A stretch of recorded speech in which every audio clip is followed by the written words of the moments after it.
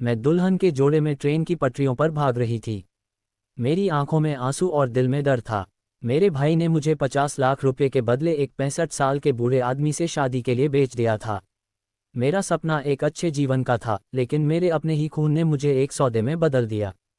भागते भागते मेरी नज़र पटरियों के किनारे पड़ी एक सफ़ेद कपड़े में लिपटी बच्ची पर पड़ी। वह रो रही थी, बेबस और लाचार।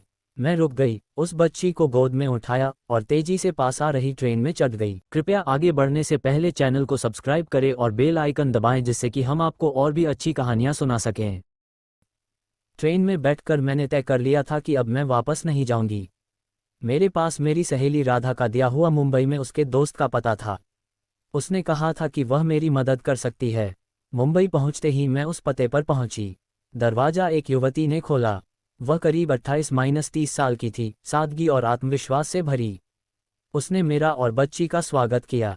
वह मेरी सहेली राधा की दोस्त काव्या थी। काव्या ने मुझे एक गिलास पानी दिया और सब कुछ शांत होकर बताने को कहा। मैं रो पड़ी और अपनी पूरी कहानी सुनाई। काव्या ने मेरी बातें ध्यान से सुनी और फिर कहा, तुमने बहुत हिम्मत दिखाई है। अब चिंता मत करो, ये बच्ची और तुम दोनों यहाँ सुरक्षित हो। काव्या ने मुझे समझाया कि वह एक एनजीओ चलाती है जो महिलाओं और बच्चों की मदद करती है। उसने मुझे एक नर्सरी स्कूल में काम दिलाया और रहने के लिए एक छोटा सा कमरा दिलवाया। धीरे धीरे मैं और वह बच्ची, जिसे मैंने अंशिका नाम दिया, एक नई जिंदगी जीने लगे। मैंने अपनी पढ़ाई पूरी की और एक अच्छी नौकरी भी पाली। काव्या मेरे लिए फरिश्ता बन गई थी। एक दिन मैंने अपने भाई को कोर्ट से एक नोटिस भिजवाया। उसमें मैंने लिखा था, मुझे बेचने का सौदा करने वाले भाई से अब मेरा कोई रिश्ता नहीं। मैंने अपनी जिंदगी खुद बना ली है और अब मैं अपनी आवाज़ दबने नहीं दूंगी। आज मैं और अंशिका एक खुशहाल जीवन जी रहे हैं। काव्या की मदद और मेरी हिम्मत ने मुझे उस अंधेरे से निकालकर रोशनी में ला खड़ा किया। मैं अब हर उस लड़की की मदद करना चाहती हूँ जो अपने हक के लिए लड़ना चाहती है। अंशिका धीरे धीरे बड़ी हो रही थी। उसकी मासूम मुस्कान और भोली बातें मेरे जीवन की सबसे बड़ी प्रेरणा बन चुकी थीं। मैंने अपनी जिंदगी का एक मकसद तय कर लिया था, ऐसे बच्चों और महिलाओं की मदद करना जिन्हें समाज ने बेबस और लाचार बना दिया है। काव्या की गो में काम करते करते मैंने भी इस क्षेत्र में अनुभव हासिल किया। मैंने अपनी बचत और काव्या की मदद से एक छोटा सा आश्रय गृह खोला, जहां ऐसी महिलाओं और बच्चों को सहारा दिया जा सके। आश्रय गृह का नाम मैंने नई सुबह रखा। एक दिन एक महिला मेरी आश्रय गृह के दरवाजे पर आई। वह डरी और सहमी हुई थी और उसकी गोद में एक बच्चा था।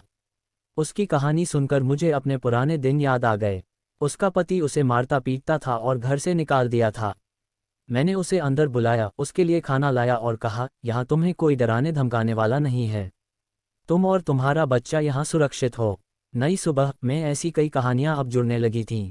हर महिला और बच्चा मुझे मेरे अतीत की याद दिलाते थे, लेकिन उनके साथ खड़े होकर मुझे गर्व महसूस होता था। अंशिका अब स्कूल जाने लगी थी। वह बहुत होशियार और संवेदनशील बच्ची बन रही थी। एक दिन उसने मुझसे पूछा, माँ, आप हमेशा दूसरों की मदद क्यों करती हैं? मैंने उसे गोद में बैठाकर कहा, क्योंकि जब मैं तुम्हारी उम्र की थी तो मुझे भी मदद की ज़रूरत थी। किसी ने मुझे सहारा दिया और आज मैं वही सहारा दूसरों को देना चाहती हूँ। अंशिका ने मेरी बात को ध्यान से सुना और मुस्कुराते हुए कहा, मैं बड़ी होकर आपकी तरह बनना चाहती हूँ। उसकी ये बात सुनकर मेरी आंखें भर आईं। मुझे लगा कि मैं सही दिशा में जा रही हूँ। लेकिन जिंदगी में मुश्किलें कब खत्म होती हैं? एक दिन मुझे पता चला कि मेरे भाई ने मेरे खिलाफ एक शिकायत दर्ज करवाई है। उसने मुझ पर बच्ची को अपहरण करने का आरोप लगाया था। पुलिस मेरे आश्रय गृह पर आ गई। मैंने घबराहट के बजाय सच्चाई के साथ खड़े रहने का फैसला किया। मैंने पुलिस को पूरी कहानी बताई और अंशिका के बारे में कहा, ये बच्ची मेरे लिए सिर्फ एक जिम्मेदारी नहीं, मेरी जिंदगी है। मैंने इसे नहीं अपनाया होता तो यह आज जिंदा भी नहीं होती। काव्या और एनजीओ के वकील ने मेरी तरफ से अदालत में लड़ाई लड़ी। मेरी सच्चाई और अंशिका के प्रति मेरे प्यार ने मुझे जीत दिलाई। कोर्ट ने न सिर्फ मुझे सही ठहराया, बल्कि मेरे भाई के खिलाफ भी कार्रवाई का आदेश दिया।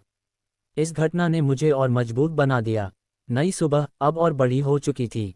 महिलाएं और बच्चे यहाँ आकर न केवल सुरक्षित महसूस करते थे, बल्कि नई जिंदगी शुरू करने का हौसला भी पाते थे।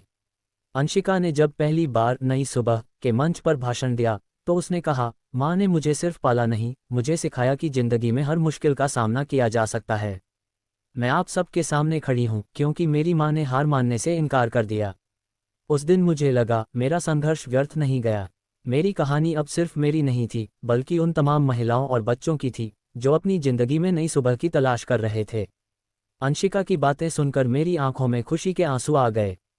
वह अब बड़ी हो रही थी और उसकी सोच और समझदारी देखकर मुझे गर्व महसूस होता था।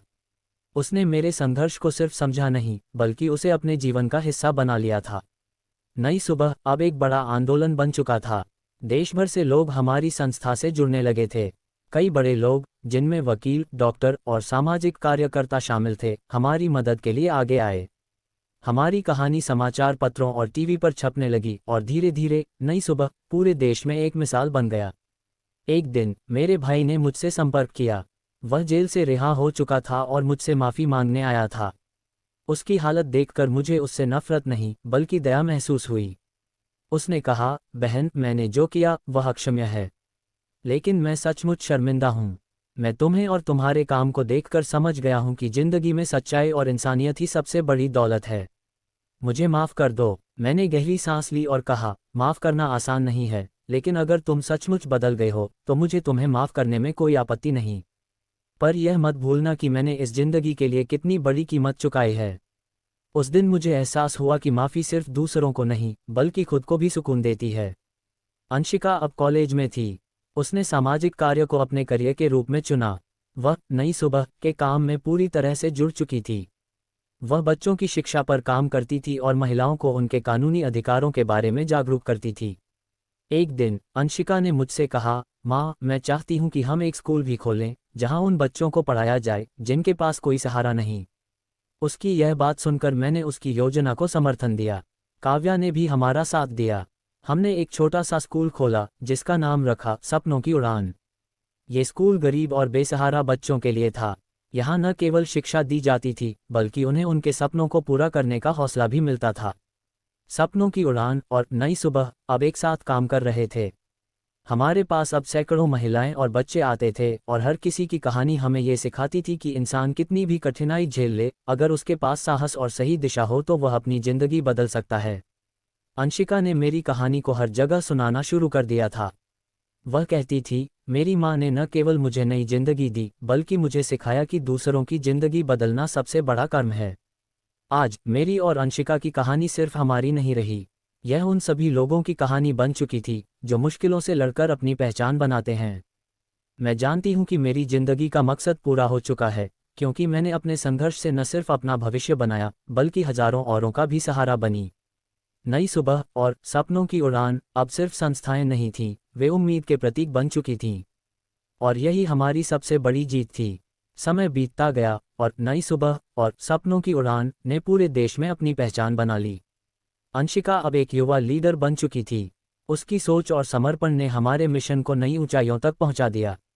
एक दिन अंशिका ने मुझसे कहा, माँ, हम सिर्फ मुंबई तक सीमित नहीं रह सकते। हमें दूसरे शहरों और गांवों में भी काम करना होगा। वहाँ भी कई बच्चे और महिलाएं हैं जिन्हें हमारी ज़रूरत है। उसकी यह बात सुनकर मैंने उसकी योजना पर काम शुरू किया। हमने नई सुबह का विस्तार करने के लिए फंडरेजिंग कार्यक्रम शुरू किया। बड़ी कंपनियां और समाजसेवी हमारे अभियान में जुड़ने लगे। धीरे धीरे हमारी संस्थाएं देश के अलग अलग हिस्सों में अपनी शाखाएं खोलने लगीं। हर शाखा एक नई कहानी लेकर आती और हर कहानी मुझे याद दिलाती कि मैंने कितनी दूर का सफ़र तय किया है। एक दिन हमें एक अनजान व्यक्ति से फ़ोन आया। वह एक युवा पत्रकार था और उसने बताया कि उसने मेरी और अंशिका की कहानी पर एक डॉक्यूमेंट्री बनाई है। उसने कहा, मैं चाहता हूं कि दुनिया आपकी संघर्ष और सफलता की कहानी देखे। ये डॉक्यूमेंट्री न केवल आपकी उपलब्धियों को दिखाएगी, बल्कि उन लोगों को भी प्रेरित करेगी जो अपने हालात से लड़ने की कोशिश कर रहे हैं। डॉक्यूमेंट्री का नाम रखा गया नई सुबह, एक माँ और बेटी की कहानी। ये फिल्म टीवी और ओटीटी प्लेटफॉर्म पर रिलीज हुई और देखते ही देखते लाखों लोगों तक पहुंच गई। लोग हमें जानने और हमारे मिशन का हिस्सा बनने के लिए प्रेरित होने लगे। डॉक्यूमेंट्री के सफल होने के बाद अंशिका ने एक बड़ा कदम उठाने का फैसला किया। उसने मुझसे कहा, माँ, हम उन गांवों में भी काम करेंगे जहां लोग आज भी पुरानी मानसिकता और रूढ़ियों में बंधे हुए हैं। मैं चाहती हूं कि हर लड़की को ये समझ आए कि वह किसी का सौदा बनने के लिए नहीं, बल्कि अपने सपने पूरे करने के लिए पैदा हुई है। हमने ग्रामीण इलाकों में नई सुबह के शिविर लगाने शुरू किए। इन शिविरों में महिलाओं को आत्मनिर्भर बनाने की ट्रेनिंग दी जाती, बच्चों को शिक्षा का महत्व समझाया जाता और पुरुषों को महिलाओं के अधिकारों का सम्मान करना सिखाया जाता। एक दिन एक ऐसी घटना हुई जिसने हमारी जिंदगी में एक और नया मोड़ ला दिया। एक छोटे से गांव में हमारे शिविर के दौरान एक बूढ़ा व्यक्ति मेरे पास आया। उसकी आंखों में आंसू थे।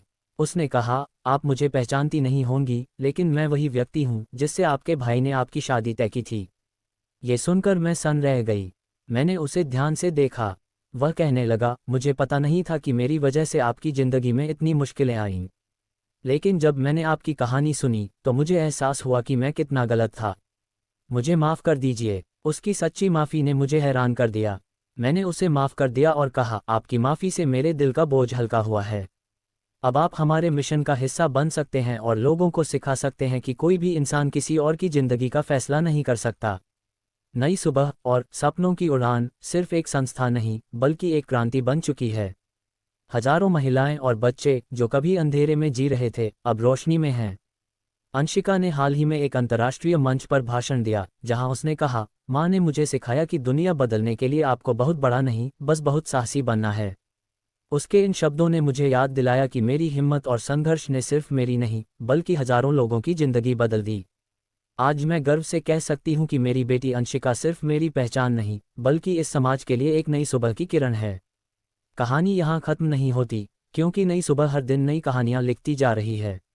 अपनी रफ्तार से आगे बढ़ रहा था और हमारी जिंदगी नए मुकाम पर पहुंच रही थी। नई सुबह अब देश भर में हजारों महिलाओं और बच्चों के लिए एक नई उम्मीद बन चुका था।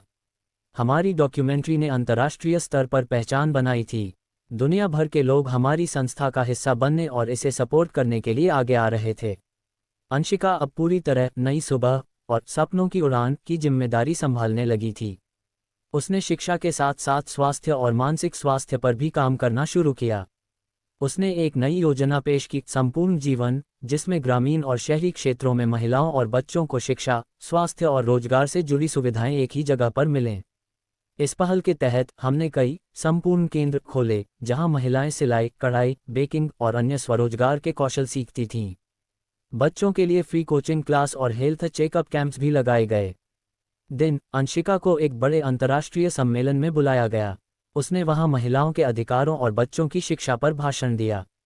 उसके शब्द, उसकी आवाज़ और उसकी कहानी ने वहां बैठे सभी लोगों के दिलों को छू लिया।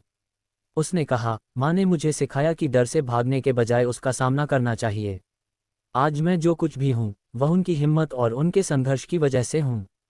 मेरा सपना है कि हर महिला और हर बच्चा अपनी जिंदगी का फैसला खुद करे, बिना किसी डर या दबाव के। जब उसने अपना भाषण खत्म किया तो पूरा हॉल तालियों से गूंज उठा। वह पल मेरी जिंदगी का सबसे गर्व भरा पल था। जैसे जैसे समय बीत रहा था, मैं धीरे धीरे अपने कदम पीछे खींच रही थी। नई सुबह अब अंशिका की जिम्मेदारी थी और उसने इसे अपनी मेहनत और दृढ़ निश्चय से नई ऊंचाइयों पर पहुंचा दिया था। एक शाम जब हम दोनों अपने आश्रय गृह के आंगन में बैठे थे तो अंशिका ने मेरा हाथ थामा और कहा, माँ, आपकी कहानी ने न जाने कितनी जिंदगियां बदली हैं, लेकिन मुझे सबसे ज्यादा गर्व इस बात का है कि मैं आपकी बेटी हूँ। मैंने मुस्कुराते हुए कहा, अंशिका, मेरी कहानी तुम्हारे बिना अधूरी है। तुम मेरी प्रेरणा और मेरी ताकत हो। तुम्हारे साथ हर सुबह सचमुच नई सुबह बन गई। आज नई सुबह और सपनों की उड़ान न केवल भारत बल्कि दुनिया के कई हिस्सों में काम कर रहे हैं। हर दिन हर जगह नई कहानियां बन रही हैं और हर कहानी एक नए संघर्ष और एक नई जीत का प्रतीक है। मेरा सफ़र अब थम रहा है, लेकिन अंशिका और उसकी पीढ़ी के लोग इसे आगे बढ़ा रहे हैं। मैं जानती हूँ कि जब तक ऐसी हिम्मत और दया दिलों में जिंदा है, तब तक हर अंधेरे के बाद एक नई सुबह जरूर होगी।